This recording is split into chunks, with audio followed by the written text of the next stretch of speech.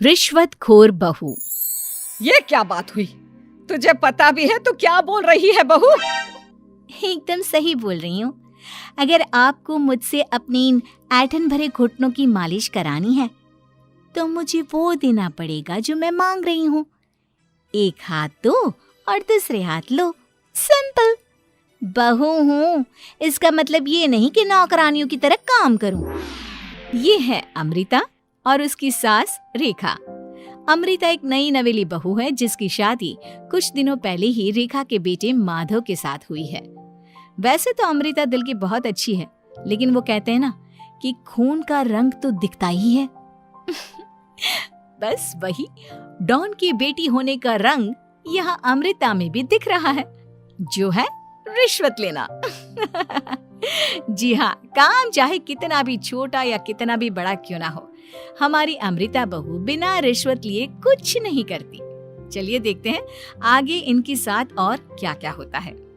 रेखा और अमृता को लड़ते देख ससुर प्रेमचंद वहां आता है और कहता है, अरे क्या हुआ? काहे इतना तिल मिला रही हो रेखा? अरे कुछ बोलोगी भी या कानों में हड़ताल हो रखी है तुम दोनों के? देखिए ना पापा जी, माँ जी ने मुझे कहा कि मैं उनके घुटनों की मालिश कर दूं, लेकिन उसके बदले में माँ जी मुझे वो हीरो वाला पुश्तैनी हार देने से इनकार कर रही हैं। क्या? घुटनों की मालिश के लिए हीरो का पुश्तैनी हार कौन मांगता है बहू? पापा जी, आपको तो पता ही है ना, आपकी बहू कितनी सयानी है, हर कोई भी काम फ्री में नहीं करती। और अब शेखावत खानदान का आटा तो इतना भी गीला नहीं है कि अपनी बहू को हार ना दे पाए। क्यों माय डियर माँ जी? देखा आपने प्रेमचंद जी, ये अब मुझसे पुश्तैनी हार मांग रही है, कल को पूरा घर मांग लेगी। अरे जा जा, मैं खुद कर लूंगी अपनी मालिश। ठीक है, मुझे क्या। एंजॉय योर मालिश टाइम माँ जी। रात में जब पति महादेव दफ्तर से लौटकर घर आते हैं तभी कमरे में, अमू सुनो ना, मेरा वो लाल रंग का जो शर्ट है ना वो धो दो ना प्लीज। एक्चुअली कल मेरी एक इम्पॉर्टेंट इंटरनेशनल क्लाइंट के साथ मीटिंग है, बहुत बड़ी डील का ऑफर है, इसलिए मैं अपनी उस लकी शर्ट को पहनकर जाना चाहता हूँ। अभी धो दो, रात भर में तो सूखी जाएगी, फिर कल अच्छे से कड़क वाली इस्त्री कर देना अपने शुभ शुभ हाथों से। जी नहीं, मैं ये सब ऐसे ही नहीं करने वाली। अगर काम करवाना है तो मेरी एक शर्त है। अरे यार, तुम और तुम्हारी शर्तें, बोलो क्या है? आपको मुझे 10 मनीष मल्होत्रा डिजाइनर की साड़ियां दिलानी होगी। 2 हफ्तों में मेरी स्वीट हार्ट फ्रेंड बिल्लो रानी की शादी है। मैं वहां डिजाइनर साड़ी पहनकर जाऊंगी और सब कुछ जला दूंगी। माधव अपनी बीवी की बात सुनकर हैरान परेशान अपने सर पर हाथ रखकर बैठ जाता है। अरे तुम बीवी हो या आफत? तुम्हारे दिमाग में जंग लग गया है क्या? देखो इतने सारे पैसे नहीं है मेरे पास। तुम्हारी याददाश्त तो जगह पर है ना माधव, भूल गए? मैं एक डॉन की बेटी हूँ। अगर तुमने मेरे कहे मुताबिक काम नहीं किया तो तुम्हारे लाल शर्ट को दूर ही रखो, मेरे पापा तुम्हें ही लाल कर डालेंगे। ठीक है, चलो अब ज्यादा मत डराओ, तुम्हें जो चाहेगा मिल जाएगा। अब ये डर और रिश्वत का सिलसिला यूं ही चलता रहता है और इसी तरह समय बीतता रहता है। एक सुबह सब नाश्ते के टेबल पर बैठे थे, जहां अमृता सबके सामने एक व्हाइट बोर्ड लाती है जिस पर दिन भर के सारे कामों के रेट लिखे हुए थे। अब ये क्या है? टीचर नहीं बनने का इरादा है क्या तेरा? अगर हाँ तो अफसोस, बेचारे बच्चे, उनका भविष्य तो अंधेरे में है। आप लोग बेकार की बातें बंद कीजिए और आंखें खोलकर ठीक से पढ़िए क्या लिखा है। ये आज के सारे कामों के रेट्स हैं। आलू पराठे, चाय, दाल, रोटी, चावल, सब्जी, हलवा, मिठाई, रसोई की सफाई, वॉशिंग मशीन में कपड़े धोना, ओखल में मसाले कूटना और माँ जी और पापा जी के अलमारी की सफाई करना। इन सब कामों की कुल मिला के जो रकम बनती है वो है ये 10,000 रुपए और माँ जी के लेटेस्ट लाए हुए सोने के झुमके भी। अमृता, तुम इंसान हो या हैवान? जरा तो दया करो हम पर। हे राम जी, उठा लो, अब ना देखा जाता ये सब। सच में पता नहीं कौन सा दिन था वो जब ये हमारे घर आई। महादेव, तेरे प्यार ने तो हमारा जीना दुश्वार कर दिया बेटा। दुनिया में बहुत रिश्वतखोर लोग देखे, लेकिन ऐसी रिश्वतखोर बहू पहली बार देख रहा हूँ जो अपने ही परिवार को लूटने में लगी है। बहू, तुझे पता है ना कि ऐसे रिश्वत मांगना गुनाह है। पापा जी, मैं कोई गुनाह नहीं कर रही हूँ। रिश्वत लेना बाहर की दुनिया में गुनाह है। मैं तो बस अपना हक मांगती हूँ। मेरी रिश्वत रिश्वत नहीं, मेरा शगुन है, नेग है। और वैसे भी मैं एक बहू हूँ, इसका मतलब ये नहीं कि मैं सब काम पूरी जिंदगी फ्री में करूँ, आपके चरणों को धोते बैठूं और 24 घंटे आपकी नॉन स्टॉप सेवा करती बैठूं। चलिए छोड़िए, नाश्ता और खाना चाहिए तो बोल दो जल्दी से, वरना मैं चली थिएटर। आज मेरे फेवरेट सलमान की पिक्चर रिलीज हुई है। इतना कहकर अमृता वहां से चली जाती है। इस बेवकूफ का जल्दी कुछ करना पड़ेगा। कुछ दिनों बाद घर में पूजा रखी थी और पूजा में 11 पंडितों का खाना बनाने के लिए कहा जाता है, वो भी नई बहू के हाथों से। देखो अमृता बहू, आज घर में पूजा है, 11 पंडितों को खाना खिलाना है। 56 भोग बना पाओगी? उन्होंने कहा है कि नई बहू के हाथों का खाना ही होना चाहिए, नहीं तो मैं रेखा को ही बोल देता हूँ।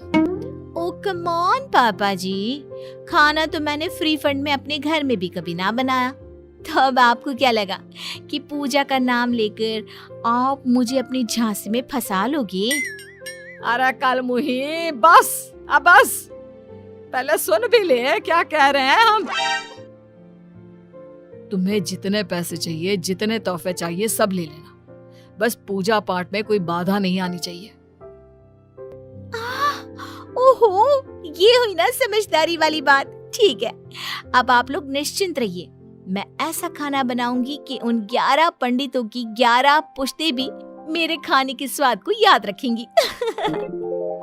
अमृता पंडितों के लिए खाना पकाती है और पूजा संपन्न होने के बाद उन्हें केले के पत्तों पर खाना परोसती भी है, जिस पर खाने का पहला निवाला खाते ही वो क्या भोजन है। हम इतनी जगहों पर जाते हैं, लेकिन इतना अच्छा स्वाद तो काफी मुश्किल से चखने मिलता है। रेखा जी, प्रेमचंद भाई साहब, आप लोग सच में भाग्यवान हो कि आपको इतनी सर्वगुण संपन्न बहू मिली है, जिसके हाथों में साक्षात माँ अन्नपूर्णा विराजती है। सर्वगुण संपन्न, सबको संपन्न कर देगी यह खूंखार औरत। कुंडली मार कर बैठ गई है मेरे बेचारे बेटे के जीवन में। एक मिनट, अरे ये बात मेरे इस बूढ़े दिमाग में पहले कैसे नहीं आई? इस अमृता की बच्ची को मैं अपने घर से बाहर कैसे निकालूं? इसका उपाय तो पंडित जी के पास जरूर रहेगा। रेखा अगले दिन पंडित जी के पास जाकर उन्हें अमृता के बारे में सब कुछ बता देती है, जिसे सुन पंडित जी भी परेशान हो जाते हैं। अरे, ऐसी बहू तो 7 जन्मों में भी किसी को नसीब ना हो भगवान। देखिए रेखा जी, आपकी रिश्वतखोर बहू और आपके बेटे की कुंडलियों को जोड़कर देखा है मैंने, लेकिन इसमें तो यही बता रहे हैं कि ये आपके जीवन से कभी नहीं जाने वाली। इसलिए उससे सुधारने के लिए जल्दी आप लोगों को ही कुछ करना होगा, नहीं तो एक दिन वो आप लोगों को कंगाल करके ही दम लेगी। नहीं, ऐसा हरगिज नहीं होगा। मैं कुछ करूंगी, हाथ पे हाथ धरे नहीं बैठूंगी मैं। वहीं घर पर अमृता को ये पता चल जाता है कि उसकी सास रेखा पंडित जी के पास उसकी और महादेव की कुंडलियां लेकर गई थी, और इस पर जब रेखा घर लौटती है तब वाह माँ जी वाह, बहुत ही ज्यादा सयानी निकली आप तो। लेकिन मैं आपको एक बात बताना चाहती हूँ कि मेरी और महादेव की कुंडलियां जोड़कर पूजा पाठ और हवन करके भी कुछ नहीं मिलेगा, क्योंकि मैं ऐसी बला हूं जो आप सबकी जिंदगियों से अब कभी नहीं टलने वाली, फिर चाहे आप कितने भी टोटके हवन या उपाय कर लें।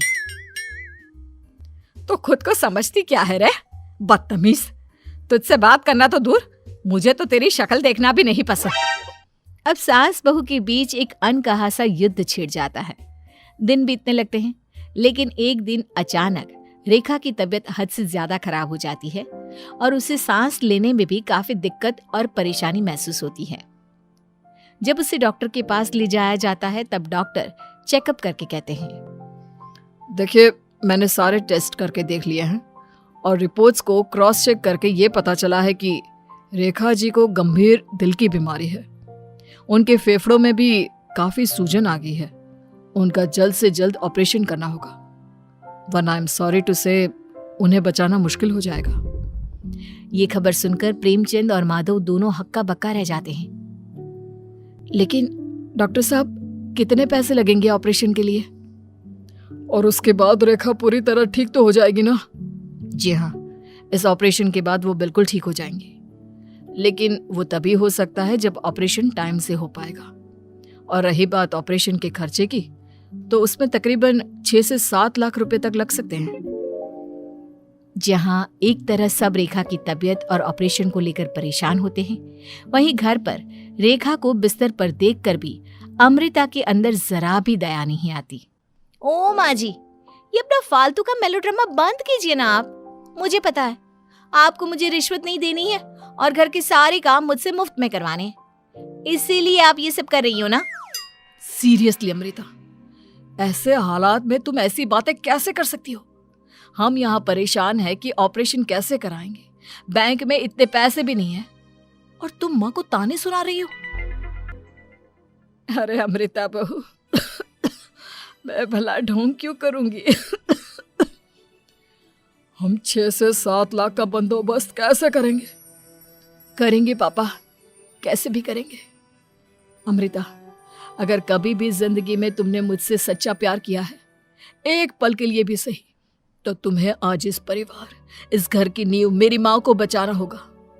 हमने अपना सब कुछ तुम्हें दे दिया है, अब तुम्हारी बारी है अपने किए का हिसाब चुकाने की।